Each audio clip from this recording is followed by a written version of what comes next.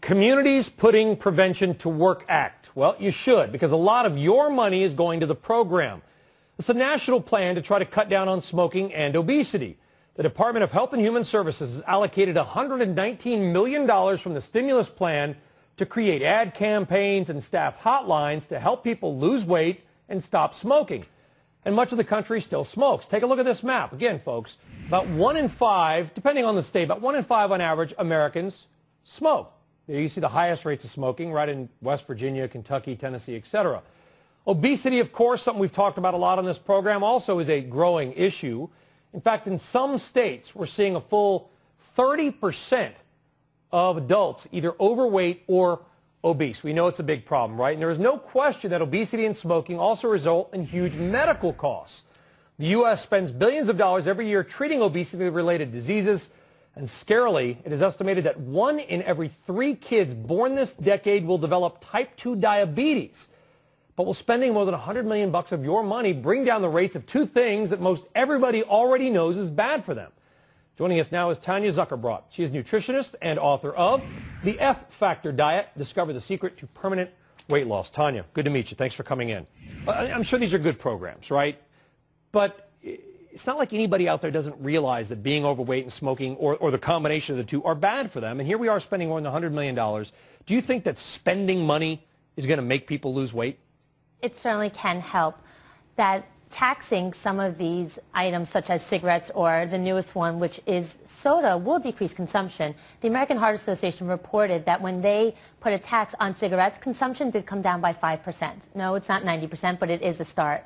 So some of these programs that they're trying to initiate are certainly for the better of the American health, care population. The other thing that is important to note is that when you look at the billions spent, those numbers have doubled in the past decade. Right now, we're probably at $143 billion. That's what healthcare costs in this country.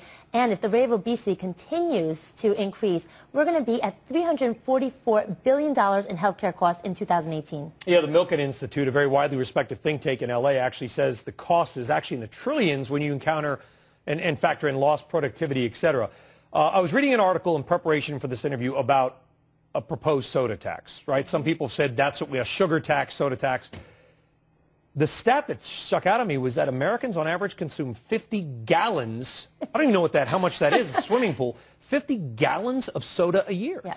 And a can of soda is 200 calories. It may seem innocuous if you're thinking about someone's total caloric intake, but if you're able to cut out 1 can of soda every single day, you can lose 20 pounds in a year.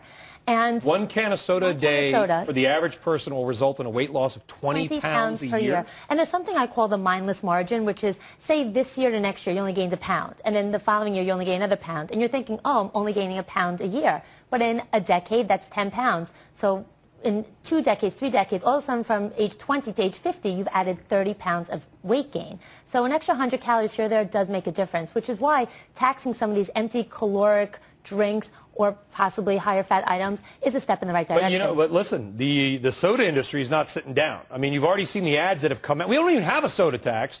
And you already see the ads of, of a woman, struggling maybe at the store saying, I'm already hurting financially. Now you're gonna whack me with more cost for soda.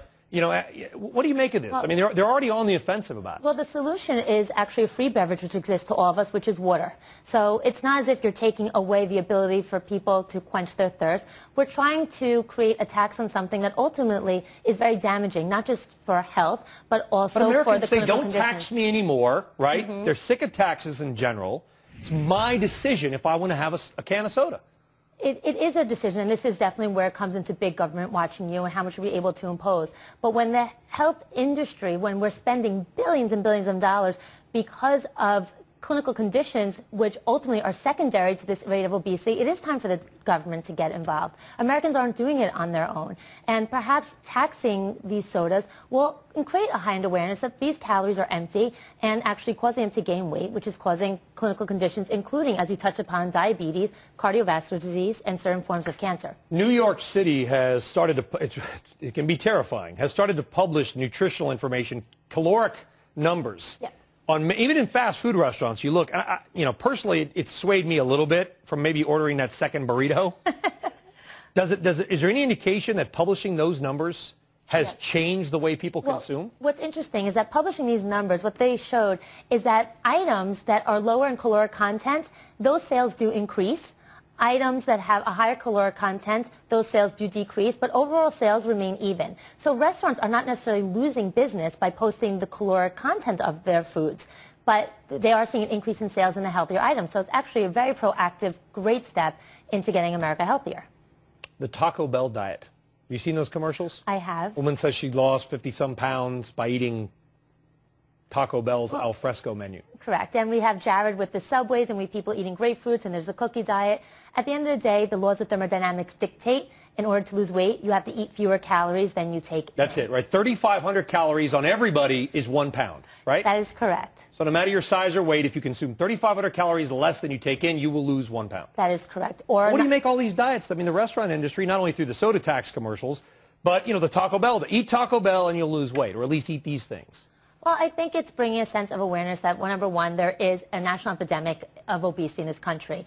2 out of every 3 Americans are overweight, and out of those 2, 1 is obese. Now, when we come down to our kids, 1 out of every 3 is either overweight or obese, and as you indicated earlier, it's the diseases that follow. And here's the emails I'll get, and listen, we were arguing this on the air last week, actually, where they got me. According to the government's BMI stats, right, I'm 6'4", right, and my weight, I'm like grotesquely obese, apparently. Okay, now I could lose a few pounds. Okay. But it said I should be 185 pounds, which is about 55 pounds less than I weigh now. Is the BMI scale that the government uses bunk? It is not necessarily... I haven't weighed 185 pounds since I was 12. Okay, it's not necessarily the most accurate assessment for an ideal body weight because it does not take into account the amount of muscle mass someone may have. That's my excuse. It's all muscle. Exactly. But I think too many people rely on that excuse. But for many people, it is a valid excuse. So I think it's a useful tool, but it shouldn't be the only tool. Body fat, weight, BMI, they should all come into it. But is there a way to really gauge levels? I mean, listen, you can tell with certain people are obese, obviously, but when it comes to the middle, right, is there a way to really say to somebody, okay, you're overweight? I mean, what do you use? How did we know? I measure weight, BMI, and body fat. I take all 3 accounts into measurement. The scale alone is not a strong enough indication if someone's overweight or not, because unless you measure their body fat, they could be a bodybuilder. I mean, that's why their weight is so high. By taking account someone's body fat, for men, ideal body fat is 12 to 20%, and for women, it's 18 to 25%. So that is a more accurate assessment of health. Well, I'm out.